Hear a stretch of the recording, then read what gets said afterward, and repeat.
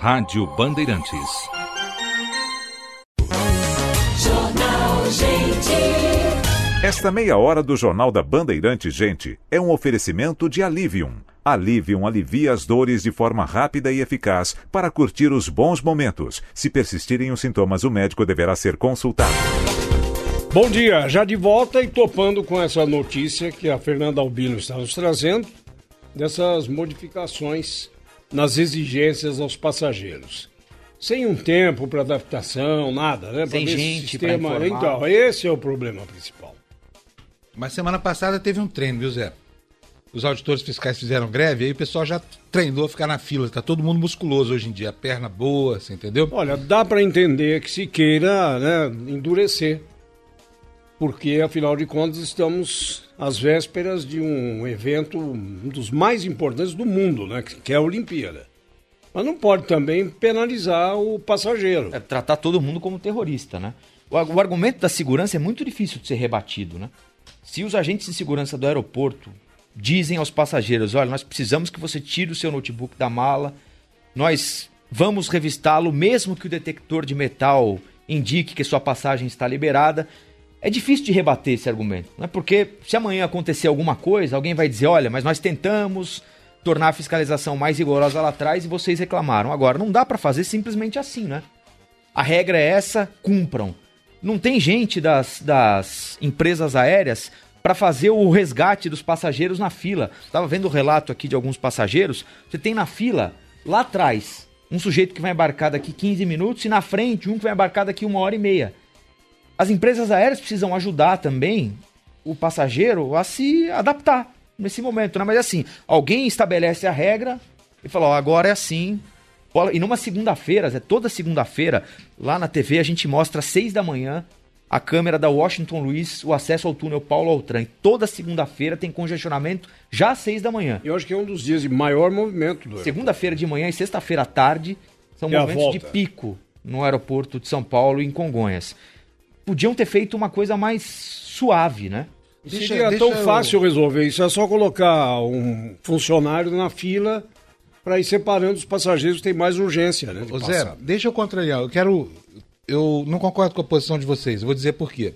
Eu viajo muito, então eu conheço bastante bem a dinâmica do aeroporto. O que acontece é o seguinte, o problema está menos com a área de segurança do que com as companhias aéreas. Elas é que botam pouca gente lá na linha de frente para atender o check-in e ficam aquelas filas gigantes. Você pode chegar ao aeroporto 2 horas antes, você vai entrar numa fila. Então você não está discordando, você está concordando conosco. Nós estamos dizendo exatamente isso. É tão fácil colocar uma pessoa da companhia na fila para passar pelos passageiros e colocar aqueles que vão embarcar imediatamente na frente. Agora, olha só o que eu estou falando. Essa mudança na área de segurança, quem viaja para o exterior está acostumado com isso. Nos Estados Unidos tem um porto em que você vai de uma cidade lá dentro para outra sem tirar o sapato e retirar o notebook da mala. E é um procedimento que vem desde 2001, quando houve os atentados. Quer dizer, é um procedimento normal. Vocês lembram na época o ministro... Humilhante, porém... Foi visto como humilhação, porque submeteram o ministro de Estado, que era o ministro Pedro Malan, a uma revista dessa. E falaram, que horror, fazer o ministro tirar o sapato. Mas o ministro deles lá tira também, entendeu? E aí tem a reciprocidade, tirou lá, tira aqui. Agora, no Brasil, estava muito fácil viajar, embarcar em avião com qualquer coisa, que nós temos uma índole pacífica. Agora, o país está inserido definitivamente no circuito do terrorismo. Você não tem dúvida disso. Agora, me chamou muito a atenção em relação ao atentado. Não, pode ser chamado de atentado um gesto deslocado de um desequilibrado que aconteceu em Nice. Me parece que é mais isso, né? Um gesto deslocado de alguém que pode até ser simpatizante desse grupo que está causando tanto terror no mundo, mas não era um participante dos mais ativos. Então houve oportunismo também desse grupo terrorista de dizer que a ação lá na França teve um soldado do grupo a executá-lo. Mas me chamou a atenção a repórter Sônia Blota, nas várias intervenções que fez no Grupo Bandeirantes de Comunicação, dizer que ela chegou a Nice por trem e que não houve nenhuma revista, passaram os passageiros todos ali. Agora, chegando em Nice, na estação ferroviária, havia lá um aparato policial maior. Mas durante a viagem, se alguém quisesse botar pelos ares um daqueles trens, teria feito sem nenhuma objeção das autoridades. É interessante, né, esse conceito de segurança que existe na França. A França é Não sei, ela não acompanha as medidas mais duras que os Estados Unidos adotam. Por quê? Porque tem aquela história dos direitos humanos, né?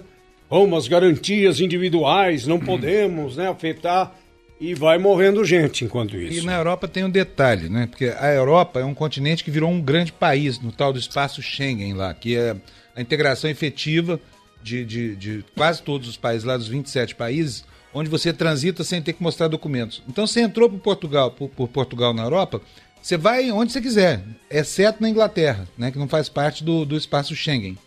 E isso dificulta muito o controle de pessoas. Agora, isso é um benefício, quer dizer que a União Europeia, talvez, outro dia eu ouvi de alguém aqui, não sei se foi do Zé Serra, mas enfim, que ela é um modelo de integração que as guerras e a história nunca permitiram, né? E aí a democracia e os interesses comerciais acabaram por permitir, que é a junção de vários países num grande bloco continental. Agora, isso tudo é um sonho que vai ter durado muito pouco, porque daqui a pouco vai acabar. Com essa loucura que é o terrorismo com motivação islâmica, né? Porque se você pensar bem, você fala assim, não, o cara do caminhão era um outsider, era um cara que, era simpatizante, mas qual deles é que não é? Os atentados de Paris, do Stade de France, como é que chama aquela casa de espetáculo lá em Paris, do Bataclan, mesma coisa, são grupos pequenos que se organizam ali de uma forma muito precária e que promovem ações que são pura sujeira, né? É uma ação simples e suja. Pega um caminhão e atropela um monte de gente num dia de feriado. Vai dentro de uma boate e atira em todo mundo. São ações muito simples, assim. E o Estado Islâmico, tem uma reportagem esse fim de semana nos jornais, o Estado Islâmico é um grupo terrorista que passou a treinar os seus militantes por controle remoto. Eles não têm contato nenhum com as lideranças. Eles não vão até... Lembra, na década de 70, quando se falava, o terror de esquerda? Não é terror, vamos dizer assim, para a gente não estigmatizar as coisas, mas os guerrilheiros que tentavam se opor aos regimes na América do Sul pela via das armas iam aprender em Cuba. Agora não tem mais isso. Ninguém vai à Síria para aprender guerrilha, técnica de guerrilha. Ficou muito mais fácil fazer o terror assim. Sim, mas você não pode dizer que é um integrante do grupo. Não, ele é um simpatizante, diferente. Não é uma ação organizada. Acho que não dá nem para chamar de simpatizante. Nesse final de semana eu estava vendo as análises em alguns jornais, e o que o Estado Islâmico faz, de maneira inteligente do ponto de vista deles, é o seguinte: vai a um presídio, tem células em presídios e procura gente com esse perfil, com o perfil desse rapaz que cometeu o atentado lá em Nice. É um sujeito com problemas psicológicos evidentes, agressivo, viciado em álcool, depressivo, ou seja, você consegue cooptar, não é cooptar pela causa do Estado Islâmico, mas você consegue convencer o sujeito que é um sujeito vulnerável a qualquer espécie de tentativa de convencimento e topa qualquer parada porque não vê nenhum sentido na vida dele. Como ele disse, horas antes de cometer o atentado, depois de bater boca com um sujeito num bar, o sujeito disse: sai daqui porque você não vale nada. Ele falou: você acha que eu não tenho valor nenhum, mas amanhã você vai ouvir falar de mim. E os agredidos que deveriam ser vítimas só têm uma atitude, como foi anunciada pela França: vamos bombardear, porque não há nenhum remorso quando você não vê as vítimas se retorcendo na agonia. Vamos jogar bombas lá em cima do Iraque e da Síria. Foi isso que foi anunciado pelas empresas e pelas nações que são fautoras, muitas vezes, dessas reações que todo mundo condena e lamenta com a morte de inocentes. Morrem inocentes também na represália. E nós ficamos sem solução. Agora, iniciou-se essa conversa aí de vocês três falando das Olimpíadas. O Estado publica hoje com muito destaque que os jogos dão prejuízo, com raríssimas exceções, e só apontam como exceções Los Angeles e Barcelona. Só o aparato policial brasileiro empata com o que pode advir daqueles que vão procurar o Brasil para assistir às Olimpíadas. Orçamentos estourados, previsões de ganho furadas, déficit e corrupção. Nos últimos 30 anos, a Organização de Jogos Olímpicos deixou para as cidades sedes um legado econômico bem diferente das promessas feitas por seus organizadores. Então, nós ficamos imaginando se numa situação porque passa o Brasil com tantas dificuldades econômicas, a comemoração do sucesso e a previsão para que não aconteçam insucessos, pelo menos se definem financeiramente como rotundo fracasso.